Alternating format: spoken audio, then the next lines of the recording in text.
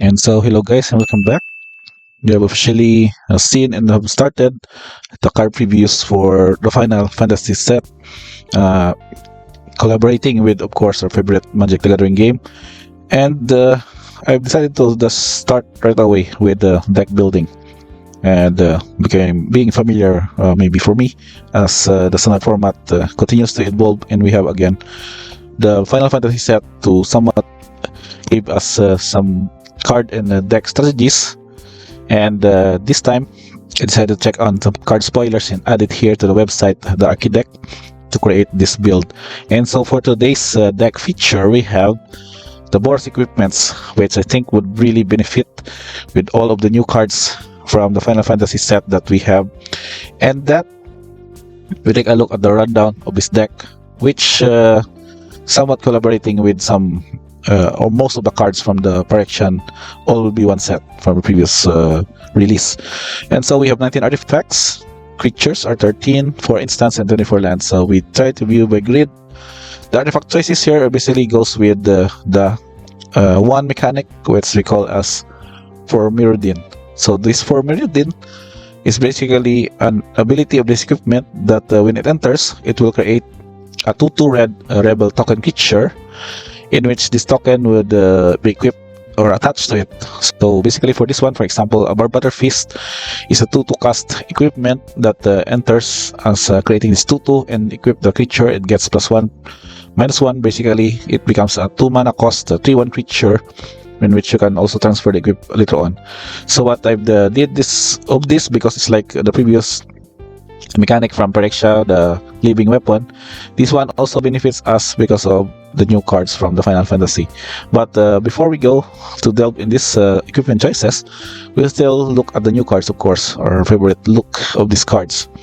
The one card that I'm going to highlight first is this 3 mana cost Firion. Firion is a Wildrose Warrior. It's a 3 mana cost 3/3 human rebel warrior with the ability of equip creatures you control has haste. And the benefit is that whenever an untoken equipment you control enters, create a token that's a copy of it, except that it is an equipment and the equip ability costs 2 less to activate, and then it will be sacrificed at the end of the next upkeep. So you can just imagine casting this or Firion in the play. You cast your creatures or your living weapon creatures, or let's say the 4 Mirrodin equipments, you get to trigger a copy of this. So you get basically two copies of Barbutter Fist. So the original one in the token created by Firion, and then you get to able to attack them at the same time. So that's why I said 4 Mirrodin is very beneficial for Firion's ability. And let's also take a look at the other options here. We're going to start off with, of course, some of the 2 drops and 1 drop here. So we have the version of Cloud, Midgar Mercenary.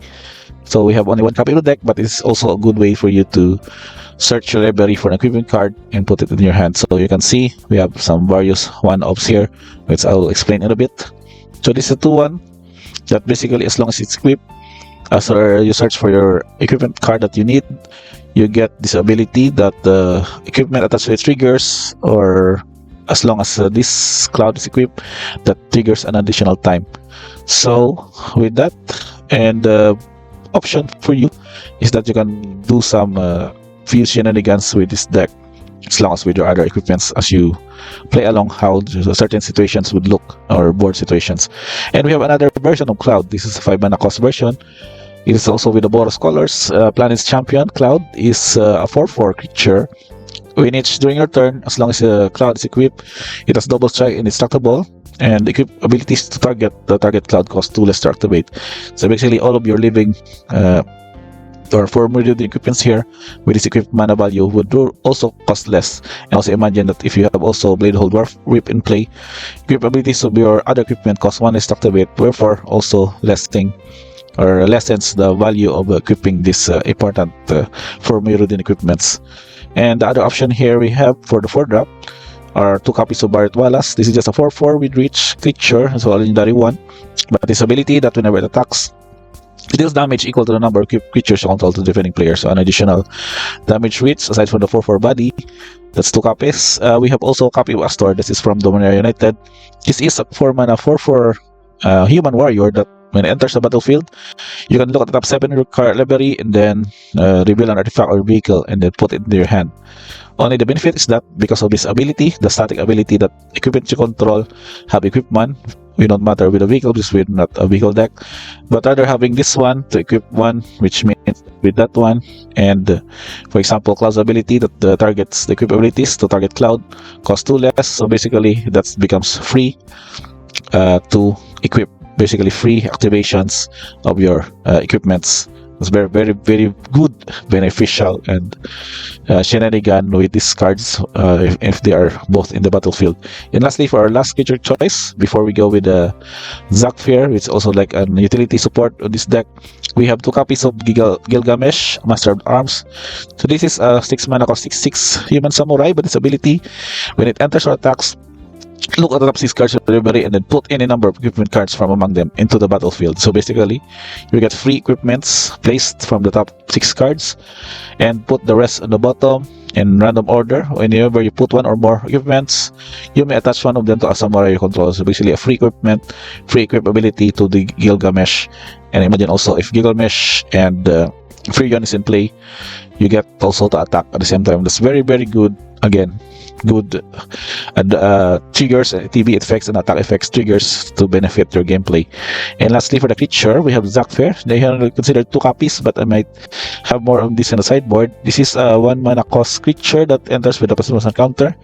It has this ability though that you can be able to sacrifice it, paying 1 sacrifice, target creature you control gains indestructible, and then put the counters on Zakfir onto the creature and then attach an equipment that was attached to Zakfir to that creature. So prior to having to free attach of equipments, you can also have the shenanigans to basically pay 1 to sacrifice it to protect another creature you control, giving them indestructible and also attaching the equipment for free. For example, you can also have this one, like if you have Swords of Forge and Frontier in play, attach to Zax and you sacrifice him, you get also to attach this to another creature you control to protect it basically from any spot removal or mass removal per se.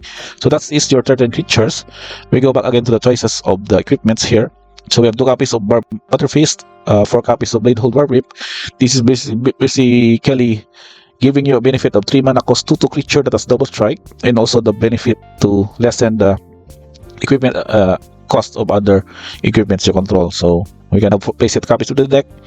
We also have 2 copies of Cory Steelcutter, which also, if given, we can do some double casting with a flurry and gets you a free monk. That's a 1/1 monk that triggers to prowess and also gets you to ability to attack and trampler per se because of its haste and trample ability. So these 2 copies in the deck. Aside also our late game drop here, we have a Dragon Wing Glider, which is a 5 mana cost for Mirrodin equipment, which gives the equipped creature +2/+2 and a fly in haste. And also very good because it gets basically a 4/4 flyer in haste creature. More so if you attach it to a relevant creature from here, from this lineup, you can basically go over your opponent's blockers and deal some huge chunks of damage. And that also some more of the 2 drops here. This is also a very good card because this is not only 2 mana cost 2/2 with equip 3, but it is going that equipped creature has first strike and trampler, and if ever you need to do this to another creature, a relevant creature you control, you can just transfer it or equip it for free. And more so if you have Cloud to do this, it becomes a double striker trampler creature on your benefit. And another one of copy here, 4 mana cost exclude Horror Wings. It also creates a 2/2 rebel creature, and creatures you control that equip gets +1/+0. Gets to benefit also, it's like an anthem effect. You can imagine more of these creatures gets +1/+0 which equip, and also more of these relevant creature spells that are also being equipped gets an additional +1/+0 to the value of this card. Now let's choose the one of this decks. We have Celestial Armor, which can be tutored and also can benefit you because it is flash ability that enters. You can attach it to the creature you control, and that creature gains hexproof and indestructible until end of turn. More so, it has also flying and has +2/+0, so very good way for this card to enter the battlefield. Also, we consider Dragonfire Blade because its ability that can protect its equipped creature from monocolored. It has hexproof from them, and equip 4 would really matter less because you can get this one to lessen up for each color of the target creature that is wanted to equip. So if you have Boros creatures here, you can basically equip it for only 2 mana, and more so if you equip with Cloud, it's basically very you can equip it for free on that instance. And lastly, we have again Sword of Fortune Frontier. I think a protection from red I think would be benefit here in the certain meta, in the current meta, and also it triggers that when it deals combat damage, you can exile the top 2 cards in the library, and then you can play those cards this turn, and you can play an additional land this turn. So also very good for this, for the main deck. But sideboard wise, I think also I would also consider the other swords that are legal in the sets, such as those swords that can protect you from blue and black, which is also relevant for maybe for the Dimir matchups. And lastly, we take a look at the instance I've considered. Rebel Salvo here, but goes well with the theme of equipments. This is an affinity for equipment, so basically it is a 1 mana cost instant that can deal 5 damage to a creature or planeswalker, and then those permanent loses indestructible, so very good benefit for those indestructible shenanigans. And also a single copy of Get Lost, which I think would also have more in the sideboard because of relevance of enchantments, or like Leyline's Binding or Temporary Lockdown, which can be destroyed by this instant, and also can deal with planeswalkers. So basically, any planeswalker shenanigans where opponents can be dealt with early on in the main deck. And last but not the least, for the lands are very much more of the mana fix. Of course, the words are considered here. 2 copies of mana also, but can be used as a good way to also be equipped. Let's Bivouac with the trigger become a 2/2 Ox that put counters on target creature control. And lastly is check Ice Guard the Holy Sea, the new card from the set with that townland subtype. It has ability that can be casted for adventure, the Fate and Grief. Return up to 2 target artifact and enchantment cards from your grave with your hand. So basically, at any instance that you have discarded or this was destroyed by artifact removals, you can still be able to return it back for your hand for your added value in the late game. So otherwise, only 1 copy in the deck. But I would consider this again once if we have to be able to see more of the deck shenanigans or other options once the set is complete for this one. And also for this one, I think the mountain here would be too much. Maybe I'll add 3 more planes. I've considered this one before, but the mana fix was not really finalized for this, so we had to consider also other cards from having this deck fixed for the good color distribution which you can have from this one. So you can see some of the good planes here from upcoming Final Fantasy set, which can be also beneficial to us if you need to also pimp up your decks after this. And let's check on the color stats. Production is very good, but the costing is more of the red, hence the color distribution here is more of the mountains rather than the plains. But I think the 12 or 14 mana fix for this deck is very beneficial, or is enough for this deck fix to function pretty well.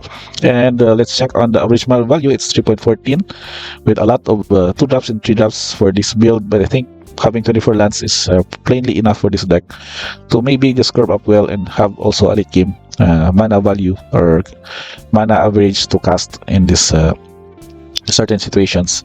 And last but not least are the tokens. The Map token from this is from Get Lost, Monk token from the Cutter, and the Rebel token. Of course, this is what I'm saying all the for Mirrodin. This generates free Rebel tokens in the deck, basically making their equipment kind of like a 2-drop creature or 3-drop creature from this kind of a scenario. And also Dragon Wing Glider will become a 5-drop 4/4 creature with flying with haste. So that's pretty much it for this deck. I'm not really sure if this would see further improvement as long as more cards from Final Fantasy set are released in the future. But to take note that this is just an initial kind of a deck list where you can still be able to do some editing. And also some suggestions are pretty much welcome for this build. And of course, just hit me up in the comments if you have any kind of suggestions as to where this deck would fare in the upcoming Final Fantasy standard, in the future standard, if they release probably by next month on June 2025.